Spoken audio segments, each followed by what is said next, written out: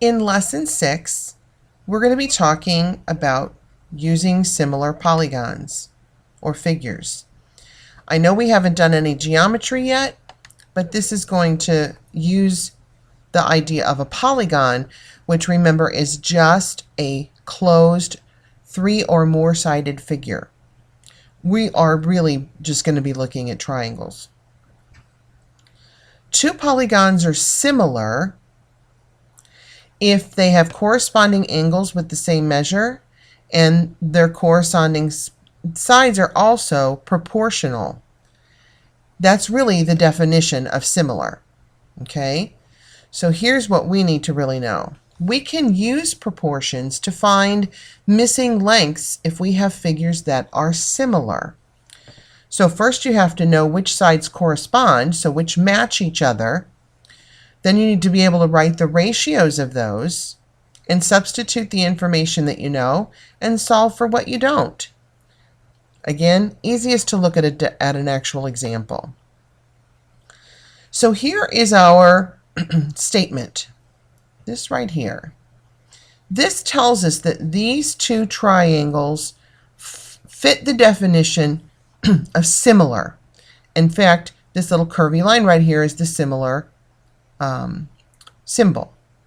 So they're saying that triangle ABC is similar to triangle XYZ. Now that even means that A is similar to X, meaning this angle A matches this one. So B matches Y.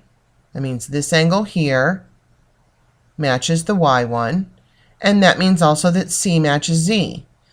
And if the angles are proportional, so are the sides. We have this side corresponding to this one.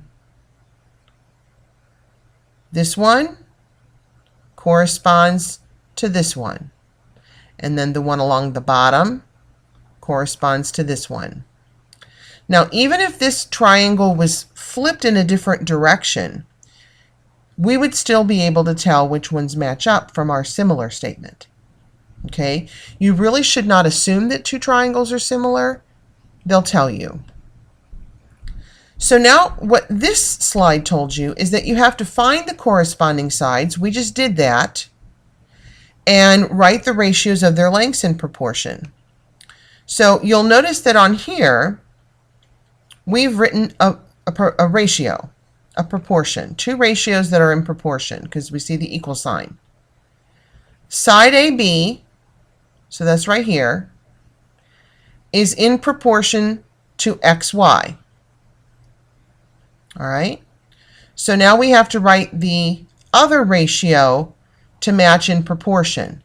Now, just like we talked about in the last lesson about keeping the proportions in the same way, we use the AB triangle first and the XY triangle second. So we need to make sure we stay in that same way over here. So AC, meaning this hypotenuse here, this line is the one that corresponds with this one. But we couldn't flip that. These cannot be backwards. You can't have the X and Z on top because then, oops, sorry about that. Then you would not be in proportion anymore. If you did big triangle to little, we got to continue with big triangle to little. So now we here, in this section right here, we have substituted our values. The length of side AB is 5. The length of XY, 2. We know the length of AC is 7.5. And we know the length, we don't know, the length of XZ, and that's what we're looking for. So just like we learned about in the last lesson, you can solve this proportion. You can take 7.5 times 2, divide by 5, and that will give you your value for n. Why don't you figure that out and come with your answer to class? I'll see you tomorrow.